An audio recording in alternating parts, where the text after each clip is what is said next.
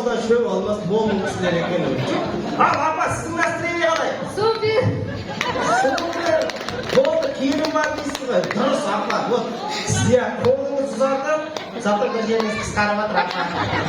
Жоқ, бәрі ойлап жатыр, тәдә қысқы. Жоқ, тірлігіңіз қысқарып жатыр апа. Бүгіннен бастап енді өзіңіз емес, Алла жазса, екеулеріңізге келіндеріңіз қызмет етсін деп бір қошемет соғып қояйық осы кісілерге. Вот жалпы сіздікі супер ғой, иә, настроение. Вот главный сіздікі супер болу керек. Ана сіздің настроениеңізге қарап, халықтың да настроениесі көтеріледі. Егер сіздің настроениеңіз болмаса, ойбай, ана күлпәш тойына 50 мың әкетті. Мен әдді 20 мыңға барамын десе, ол той солай болады апа. Қазір бір музыка жүріп, бір айналып билеп шығыңызшы, халық сізге шапалақ сосын айтса, ал Венера, жоқ Венера демей сізді бір күләш дей салайыншы апа деп айтады. Күләш ханымға қошемет соқпа!